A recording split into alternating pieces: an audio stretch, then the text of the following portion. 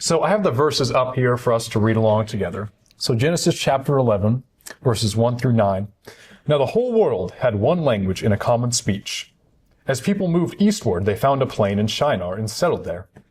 They said to each other, "Come, let's make bricks and bake them thoroughly." They used brick instead of stone and tar for mortar.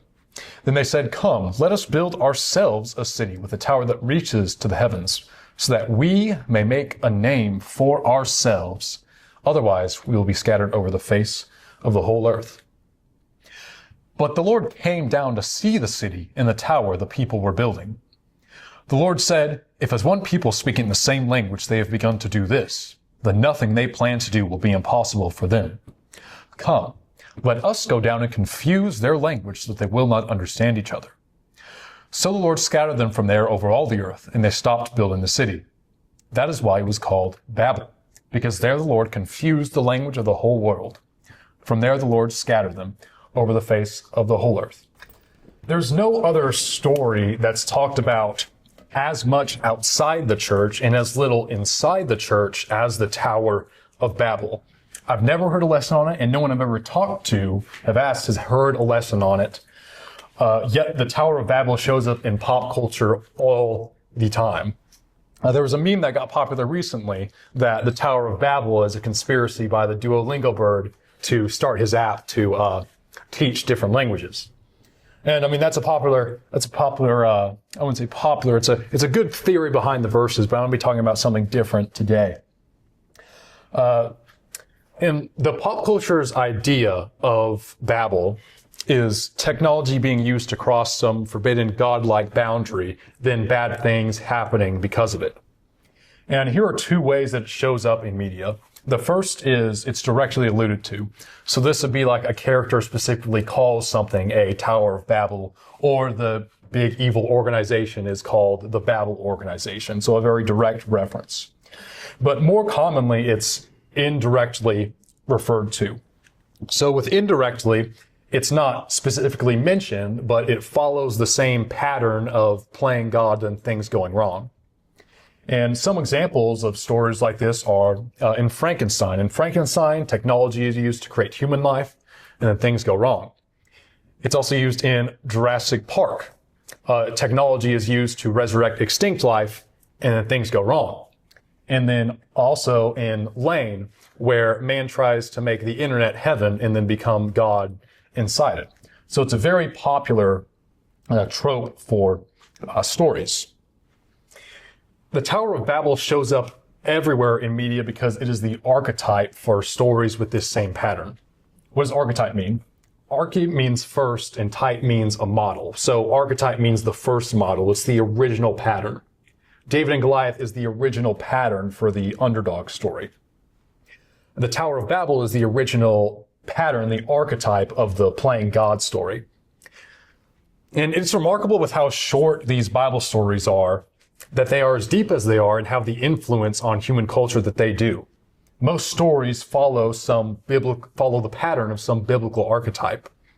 And in the pulpit, we talk about these archetypal stories like Cain and Abel. We talk about David and Goliath. But now I want to probe the depths of the equally powerful yet neglected Tower of Babel. And what more is there to say about the Tower of Babel beyond this pop culture idea? For us Christians, my biggest takeaway from the Tower of Babel is that the church is supposed to be a positive mirror of Babel. Babel is humanity united against God, and the church is humanity reunited under God. So you can think about it like the church in Babel, or like Spider-Man and Venom, or like Goku and Goku Black, or like Superman and, I don't know my superheroes, but Super Evil Man, whatever his counterpart is. So there's the positive mirror and then the evil mirrored version. So what I'm going to do in this lesson is I'm going to work through the verses in these stories one by one, giving you a detailed understanding of the story, and I'm going to be drawing out the themes and messages within it as we go along. And then I'll conclude about elaborating on that positive mirror superhero Goku Black point. So let's start with verse 1. Now the whole world had one language and a common speech. Notice one language and common speech. Right in the first sentence, we are hit with the central theme in the Tower of Babel. The theme is unity. They are united because they speak the same language. With one language, there are no barriers to communication. There are no divisions among them, and they are able to work together in complete coordination. Unity is powerful, and this kind of unity means that whatever direction they go, whatever their aim is, they can pursue it effectively and collectively. And that raises the question that the rest of the story answers. What do they use this unity for? In verse 2, we have some geography.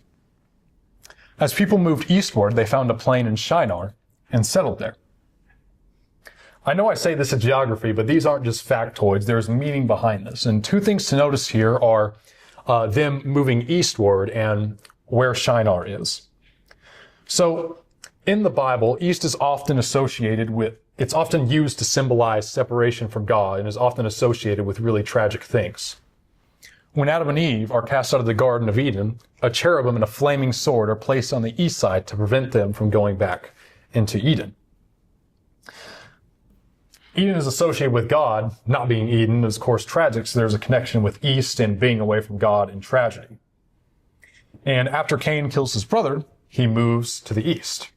The story says specifically that Cain went out from the Lord's presence and went east. So, and killing your brother, a tragedy. So again, there's a connection with east and separation from God and tragedy. Lot moves away from Abram to the east near Sodom. Abram was promised blessings by God, but Lot moves away from those blessings and towards Sodom, which leads to a lot of problems down the line, including his capture and the death of his wife. Again, east, separation, and tragedy. And from history, there's also the Babylonian exile. So Babylon, an eastern nation, destroys Jerusalem and forcefully carries the Israelites out of the promised land into Babylon. So again, east, separation, and tragedy. So the east is associated with separation from God and tragedy.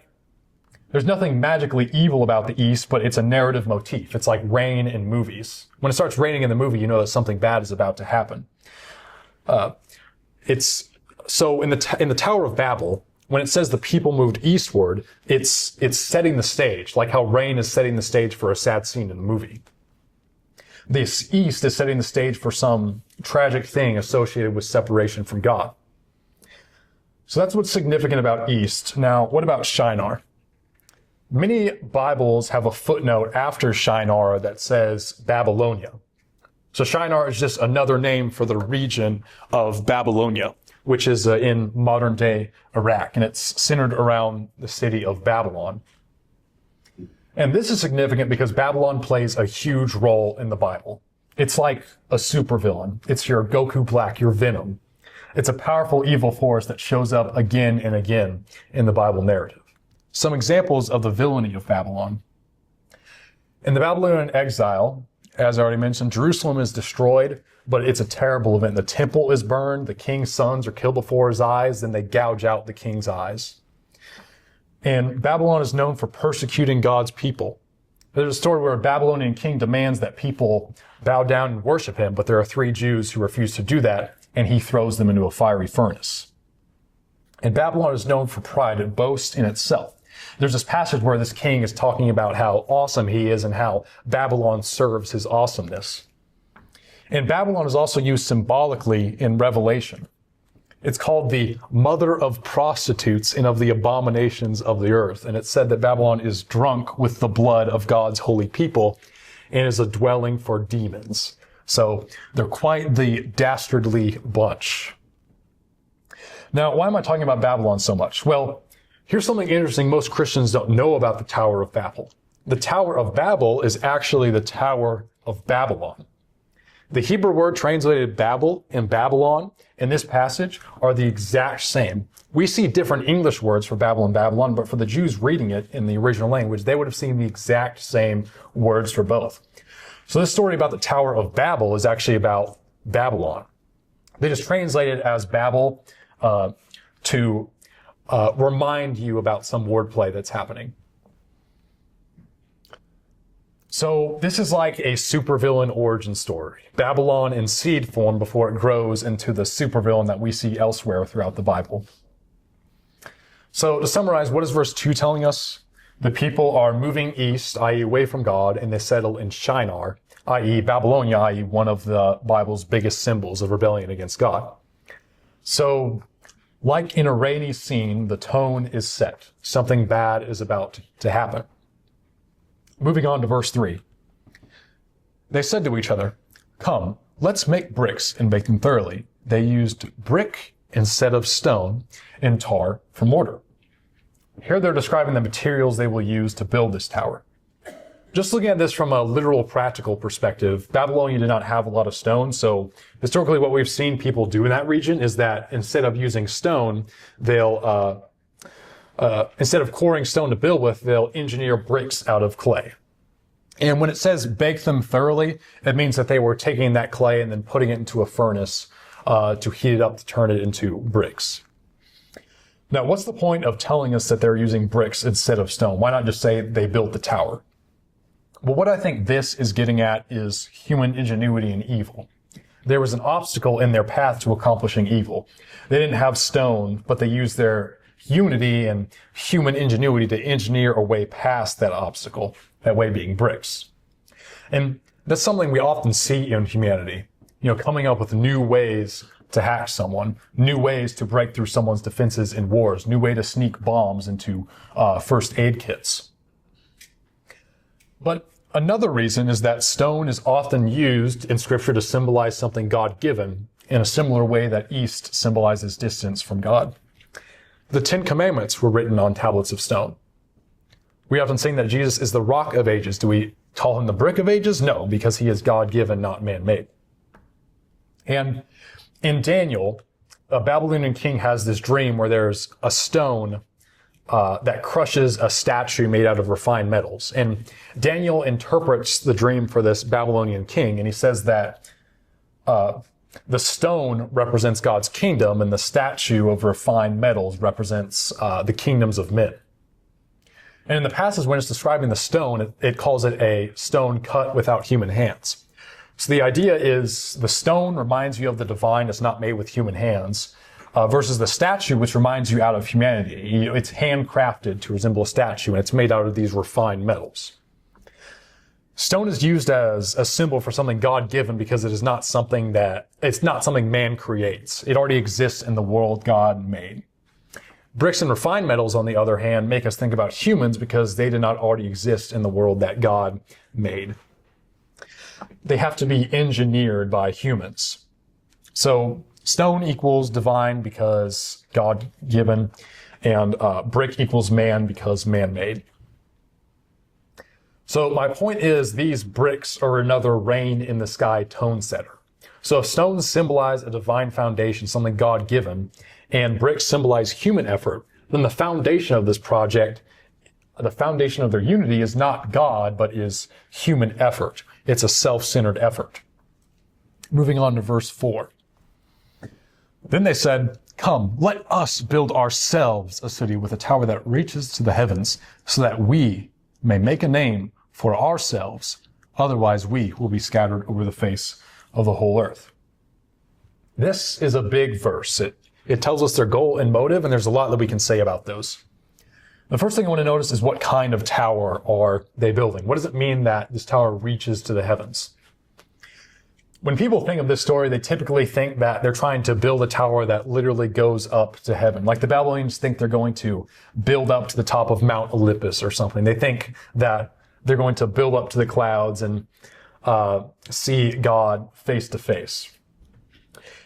And these verses allow for that interpretation. There's nothing to directly contradict that, but I don't think that's what reaches to the heavens means. I think what it means is that it reaches to the heavens in the sense that, one, it's super tall, and two, by being higher up, they think they have a stronger connection to the divine. When we say skyscraper, we don't mean it literally scrapes the sky. We're using figurative language to describe how tall something is. And ancient Jews also used figurative language to describe how tall things were. In Deuteronomy, when they're describing how tall city walls are, they say that the city walls go up to the sky, but the city walls don't literally go up to the sky. It's just figurative language. So And I think that's what happening with reaches to the heavens. It's figurative language, but there's more to reaches to the heavens than it just being super tall. Because ancient peoples associated high places with divine access. Why do they think that way? Well, because the higher you are, the closer you are to the sky, and they associate the sky with divinity. Well, why do they associate the sky with divinity? The sky is associated with power, blessings, and mystery. It is above human life, yet controls human life. And that's the same way people feel about the divine. So it's natural to see how there would be this association. And if you know anything about any human cultures anywhere, you know that people made this kind of association all the time. The point is, when it says reaches to the heavens, there's a religious connotation to it. There's more to it than just being tall. Because it's tall, it would serve as a temple, a place for mankind to interact with the divine, the heavens. It reaches to the heavens. And similar language is used to describe other Babylonian temples. If you translate the meanings of these Babylonian temple names, you get meanings like temple of the foundation of heaven and earth, temple of the stairway to pure heaven, temple which links heaven and earth. And similar to how the Babylonians didn't think their temple of the stairway was literally a stairway into heaven, I don't think they intended for the Tower of Babel to literally reach to the heavens. It reaches to the heavens in the sense that it's a temple. It's a stairway to heaven in the sense that it's a temple. So it's a pagan temple like the other towers we see in that region. But I think the reason why the literal view of them literally trying to build so high that they'll see God face to face is so popular is because otherwise people don't see why God would care about them building the tower. Because if it's just really tall, then what's the big deal? Why would God scatter them? And trying to build up to God's place, that's arrogant of them, and it also makes for a pretty cool story. So that's what people assume it's about. But that justification is not needed. The story presents other reasons why God responded to this negatively. One reason is that God commanded them to spread throughout the earth, but they are building this tower to avoid that happening. Notice in verse 4 that they say, otherwise we will be scattered over the face of the earth. Now, after the flood, God told Noah and his sons to fill the earth and to multiply on the earth. So humanity at this time was given a general mandate that they weren't supposed to be cooped up in one place. They were supposed to go out and spread. And what do the people of Babel say? They say, we've got to build this tower, otherwise that thing God told us to do will happen. But why would they care so much about being scattered? Well, it's because scattering means losing control. If they spread out over the earth, they become smaller, and smaller groups they're weaker. They have more difficulty finding food, building houses, and they don't want those difficulties.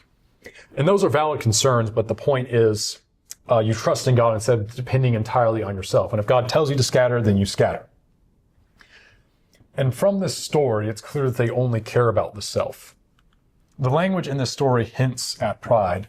Let us make bricks. Let us build ourselves a city so that we may make a name for ourselves. Now, what reason do they give for building this tower? So that we may make a name for ourselves. What does that mean? Well, we've heard phrases like, they cleared his name, or don't drag the family name through the mud. Name, when we use name in that way, it means reputation. So glory, fame. It means that they want fame and glory for themselves. And they're willing to go against God's commands in order to do that. This story is about pride. They are putting the self above God, and that is the ultimate manifestation of pride. And pride is not the value of self, because we should value ourselves. Pride is the misplaced value of the self. It is valuing the self more important than it should be. When we blame someone else for our mistake, that is pride because it puts our image above truth. When we don't want someone else to succeed because it makes us feel less special, that is pride because it puts our self-image above someone else's flourishing. When a nation conquers other nations for the sake of its own expansion, that is pride because it puts the glory of one's own nation above innocent human life. Now, one may ask, what exactly are they doing that's so bad? It's just a tower. But you have to understand how dangerous pride is. It's not just the tower, but what atrocities the mindset behind the tower would allow. The tower is a visible expression of the hearts behind it. And what this shows is it shows the heart of a civilization that values their own fame and glory above God. God is the highest of all priorities. So if a civilization is willing to put the self above God, they're willing to put the self above anything. Even the sanctity of human life is free game to be sacrificed upon their altar. And we see in history that it often is. Pride was responsible for the deadliest atrocities in human history. Mao's Great Leap Forward killed 45+ million people. Mao Zedong was the founder of Communist China. He wanted to rapidly transform China into a powerful industrial nation and prove the greatness of his revolution. He took over farms and forced farmers to work in backyard steel production instead. And if people resisted, if they complained, they would be punished as enemies of the state, as enemies of the revolution. And millions died through famine, executions, and forced labor because of this. We often equate evil with malice, but it was not out of malice or hatred that Mao killed these people. They died because Mao valued the glory of his communist revolution above the lives of actual people. He wanted his revolution to succeed. He wanted his country to look powerful. He wanted to prove that his ideology could remake the world. And he sacrificed human life for the glory of his man-made vision. And that is pride. It's not malice, it's pride. And it's the same story with Stalin's USSR. Like Mao, Stalin wanted to force the nation into his vision of a communist future. Millions died in famine, executions, and labor camps because the government valued control, industrial progress, and communist ideology above the sanctity of human life. People were not treated as image bearers of God. They were tools of the government, and if tools got in the way of the government's vision, they would be disposed of. Again, we often look at evil and think of malice, but it was not out of malice that Mao or Stalin killed these people. They just treated human life as expendable. It wasn't that they hated others, but that they valued their own desires and goals above human life. Others' lives were resources for their own goals, and if others starved, then so be it. These evils, the deadliest atrocities in human history, were caused by the overvaluation of the self, i.e. pride. And Babel is the archetype of civilization driven by pride, disasters like these.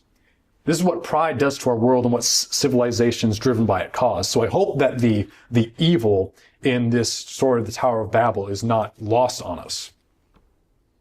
And something also to note, let's read through the verse again, so that we may make a name for ourselves, otherwise we'll be scattered over the face of the earth. So they're scared of scattering. Their pride grows out of a fear. They are scared of the weakness and loss of control that would come with scattering. And this is a very realistic detail because pride often grows out of insecurity. Excuse me. People try to solve their insecurities by building something tall enough to feel secure in. So Babel gives us a deep insight into human psychology.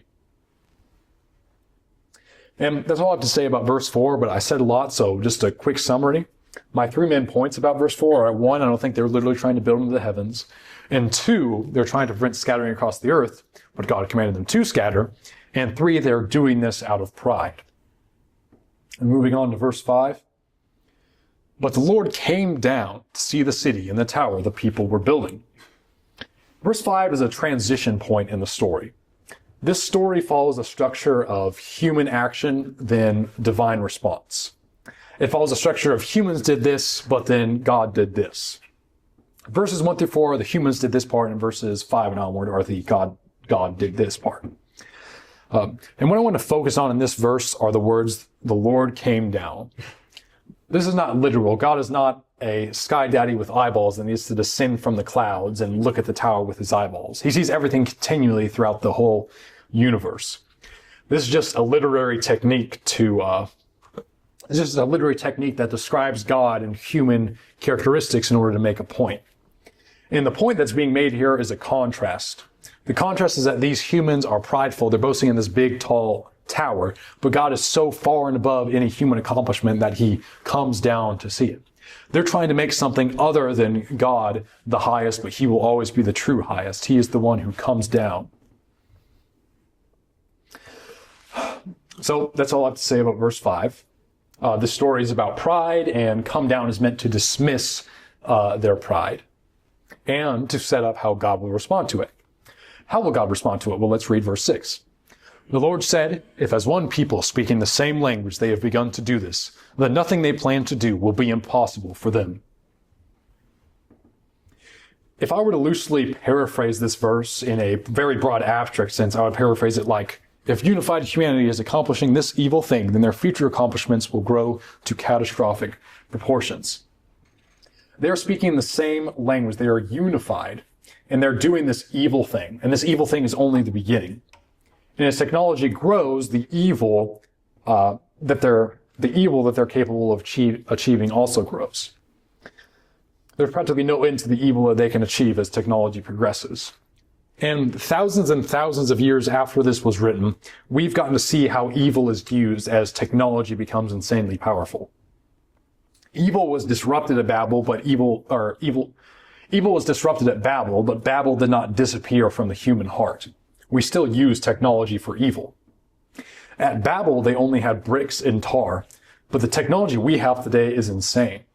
There are AIs so good at mimicking human behavior that criminals can overload 911 with calls from these fake AI people so that when the actual crime is committed, 911 is too busy to respond. And the Pope, just 6 days ago, put out a statement about AI where he called the use of it in warfare a Tower of Babel. So we have these AIs, we have these killer drones, we have nukes that can level entire cities in seconds. America, Russia, China, they all have enough nukes to obliterate all of humanity. That's a Tower of Babel for you. That's a nothing they plan to do will be impossible for them for you.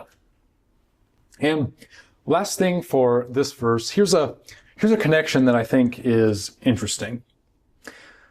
In Babel, they valued themselves above God. God is the highest of all priorities, so by valuing themselves greater than God, they are, in a sense, making themselves gods. And Oppenheimer, one of the inventors of the nuke, has this famous quote where he's quoting one of the Hindu gods after he sees the destruction the nuke can cause, and he says, I am become death, the destroyer of worlds. There's something profound there. I struggle to put it into words, but there's something profound about how so many years ago at Babel, technology was used to take the place of the divine. And in the modern day with nukes, people see in nukes technology being used to take the place of the divine. Now, that's all I have to say about verse 6. What this verse is basically saying is this is really bad. So what's God going to do about it? He's going to put a stop to it. Verse 7. Come, let us go down and confuse their language so that they will not understand each other. I don't have a lot to say here. What does us here mean? Us here could mean the Trinity or God and his angels, God and his divine counsel or whatever. But the point is that God is going to intervene. And how does he intervene? He's going to strike at the heart of their rebellion by striking at the heart of their unity. He's not going to just rain fire down from heaven and consume the tower. For them to just build another one. He's not going to flood the earth because he promised not to. He's going to break the ability to cooperate. Their power comes from their unity, so God disrupts their unity. Moving on to verse 8, we've got 2 verses left, and both are pretty short. So the Lord scattered them from there over all the earth, and they stopped building the city. So what happens when they're speaking these different languages? Well, the city economy breaks down. Just imagine if when you went into work tomorrow that everyone was speaking a different language. You're trying to get something done and you talk to your boss about it, but your boss isn't able to understand what you're saying. You're trying to order materials from some supplier, but the supplier can't understand you. And your coworker has this problem and you're trying to talk to them about it, but they're not understanding what you're saying. Now, just imagine what would happen if that happened to you when you went to work tomorrow. And now imagine that's what's happening in the whole city. And that's basically what's happening at Babel. So what do people do? Well, they probably group together with the people that speak their same language and then move elsewhere. In other words, they scatter together. And they wanted to make a name for themselves and avoid scattering, but the opposite happens. They scattered and it brought them not glory, but shame. And I think there's a cool contrast between that and Abraham later in Genesis. The Babylonians said, let us make ourselves let's make a name for ourselves. But Abraham is this humble guy, and God says to him, I will make your name great. As Jesus famously said, those who exalt themselves will be humbled, and those who humble themselves will be exalted. In other words, in life, the prideful Babylonians will be scattered, but the humble Abrahams will be exalted. And moving on to the last verse, I don't have a whole lot to say about this one either. That is why it was called Babel, because there the Lord confused the language of the whole world. From there the Lord scattered them over the face of the whole earth. So this supervillain origin story concludes with the reason behind the supervillain's name. It was called Babel because there the Lord confused the language of the whole world. It's like he was called the Riddler because he gave riddles kind of thing. And now we understand the connection between Riddler and riddles, but what's the connection between Babel and confusion? Well, in Hebrew, Babel is very close to the word for confused. It's like in English, if we're to do something like, they named it clatter because that's where everyone's language became chatter. It's wordplay. Clatter and chatter here in English is like what Babel and confused were for them in Hebrew. So to the Jews, the meaning behind the name Babylon is confusion. Imagine if there was a country that conquered the U.S., and its name was the Riddler Republic or something. That's basically what happened to the Jews whenever they went to war with Babylon. So we've covered every verse, but now I want us to have a point to take away from them. Babylon is the supervillain, but there are places in the Bible where the church is portrayed as a positive mirror version of Babel, the Spider-Man to Babel's Venom. Specifically at Pentecost and with the New Jerusalem in Revelation. After Jesus ascended to heaven, the apostles were given the mission to preach the gospel. And at the beginning of the church, they went out to a big public place to preach to the crowds. And a miracle happened where the crowd, which was made up of lots of different people who spoke lots of different languages, they all heard the preaching in their own language. And that same day, 3,000 people across, many different languages and nationalities joined the church. This is a reversal of the Tower of Babel. At Babel, God intervenes to disunite people through multiple languages.